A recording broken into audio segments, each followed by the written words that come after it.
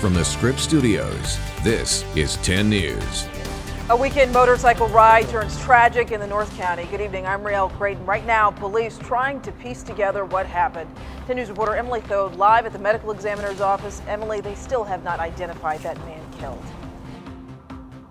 No, right now, people from the medical examiner's office are busy trying to track down all of the man's family to give them the terrible news. I want to take you to the scene in Escondido. This is what it looked like. Crime scene tape blocking off the intersection at Rincon and Country Club Lane. It was right in front of North Broadway Elementary School. There's a three-wheeled trike, white motorcycle, smashed, banged up. We also saw a silver Prius with the large dent in the side. Escondido police say the two collided just before 10 a.m. The man riding that trike, 79 years old, from Escondido, he was the one killed. Police have not said who was at fault. Neighbors say that stretch of road is dangerous. Since I've been here, there's been several lives lost here. And the driver of the Prius was not hurt. Police do not think either driver was impaired. I'm live at the medical examiner's office. Emily Thode, 10 News. Emily, thank you. A man is dead after jumping off of the Ocean Beach pier. It happened last night. Police told 10 News the man got into an argument with two men. Those men threw his belongings off the pier, and then the victim jumped into the water to retrieve his stuff. Police say the man was asking for help while he was in the water. By the time first responders found him, it was too late. His girlfriend in tears shortly after lifeguards and firefighters found his body. Witnesses say the water was rough. Police are not investigating this as a criminal matter. Meantime, police are reviewing surveillance video after a woman became trapped in a donation bin. It happened outside of the Albertsons on 14th and Market Street. Police say the woman was half in the container when they arrived, so she was unresponsive. Rescuers got her out and took her to UCSD with unknown injuries. Well, now to a developing story. A local congressman could be in hot water as dozens of constituents came out today saying they support an investigation into Representative Duncan Hunter. 10 News reporter Jessica Chen is in Escondido, where they packed busy street corners. That's right. More than 100 people lined the sidewalk here, holding up signs so that everybody who drove by could hear and see their message. Duncan Hunter has to go. I'm angry, but I'm trying to channel it. Sue Berg says it's a group effort. It helps, I think, to come out and join with other people. To stand united. Where are you from? I'm Santee. She says they want Representative Duncan Hunter to be held accountable. I'd love to see politicians held to account who are not representing people and are corrupt. More than 100 people gathered outside the Westfield Mall in Escondido with their signs.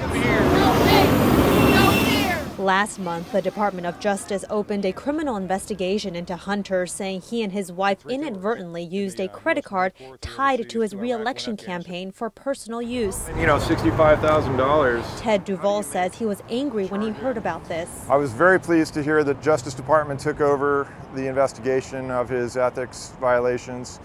I think it's a lot easier to see them holding him accountable. Resorts, Costco runs, they're some of the things Duncan spent the money on. The congressman has repaid every cent to his campaign, but experts say that may not be good enough. Really, the main thing is visibility and transparency. It has to be a transparent investigation. Sue says she's glad the federal government is looking into this. We need someone who really represents us. The details of the investigation are still unclear, but Hunter's attorney tells us that he will cooperate with the investigation. We reached out to his office today for a comment, but they have not gotten back to us yet. In Escondido, Jessica Chen, 10 News. Jessica, thank you. Well, a separate group of protesters are hoping to impeach the president with a curse. Today, a dozen witches gathered in Balboa Park to protest President Trump. They signed pink slips and put a, quote, curse on the president. The event, called Fire the Fowl, was hosted by Ground Zero players. People at the event say they are horrified by the president's actions. It's incredible that anybody could be so stupid as to do so many things that are hurtful to the American people. Well, many Trump supporters argue the president is creating jobs and making the country safer.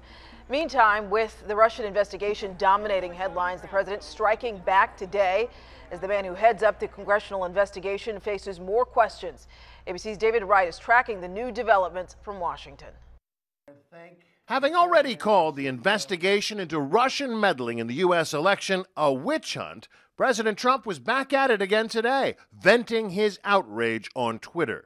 It is the same fake news media that said there was no path to victory for Trump that is now pushing the phony Russia story, a total scam. But the president's tweets don't square with his own cabinet members' public positions. So you had yesterday the spectacle of the Secretary of State and the Secretary of Defense talking about the Russian incursion into our election, and the White House, led by the president, continues to back away from it. The ranking Democrat on the House Intelligence Committee, Adam Schiff, visited the White House Friday, reviewing the same classified documents his GOP counterpart, Devin Nunes, saw in secret last week. Schiff said he saw no reason the documents were shared at first only with the Republican chairman and not the full committee. There's not a better person in the House of Representatives to do this investigation than me.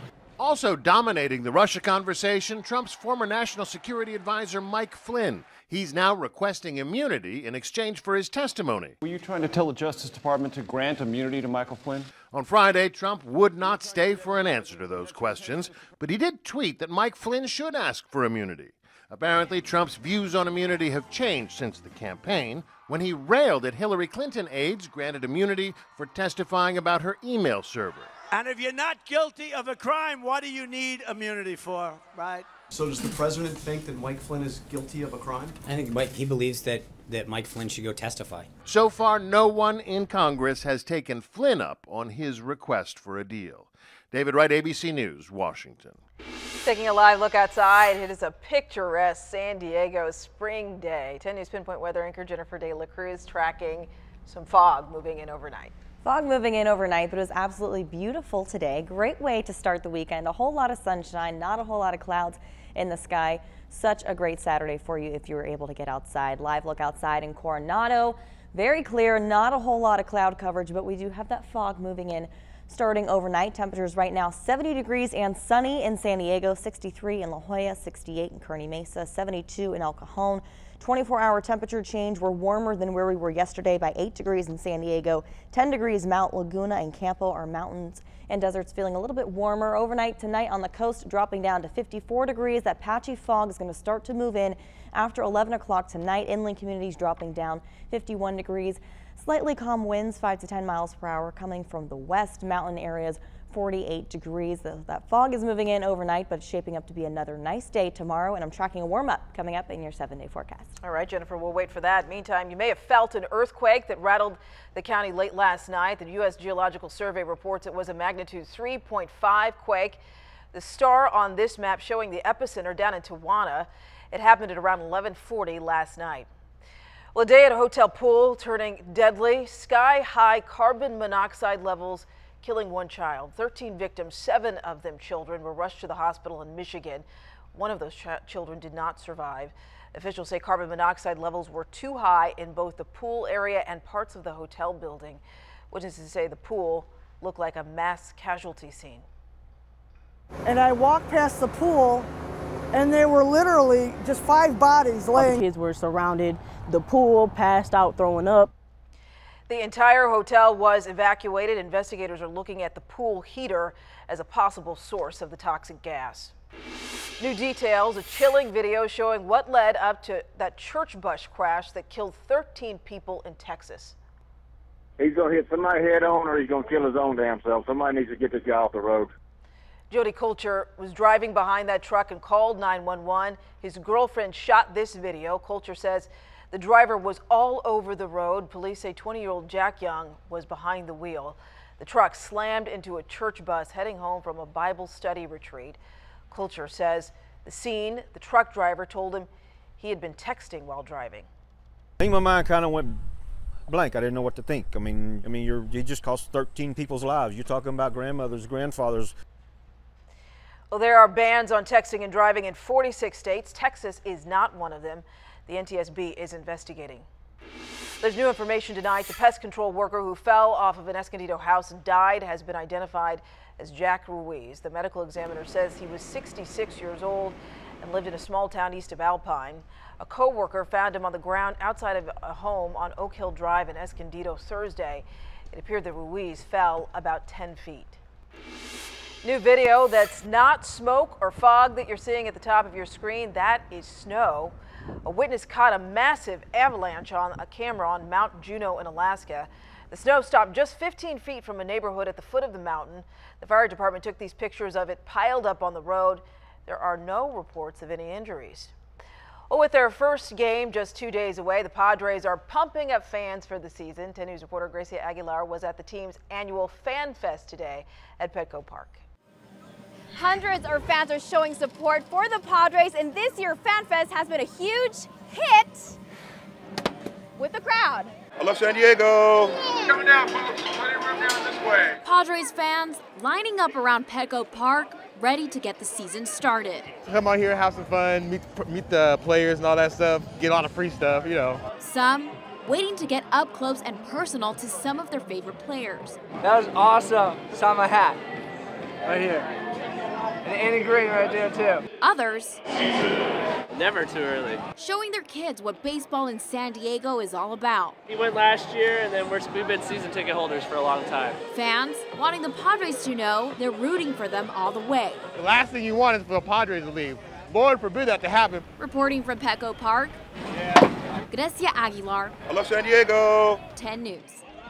There's new video tonight. A treacherous scene off of the Southern California coast as a boater fails to escape pounding waves. Walking, going to areas where home burglaries. And new information about a rash of burglaries targeting celebrity homes. Why investigators think it's just the work of one gang. Plus, press 3 for election rigging. The April Fool's Day joke from the Russian government. Patchy fog is moving in over the coast tonight. I'm tracking hour by hour when it's going to clear, coming up in your 7-day forecast.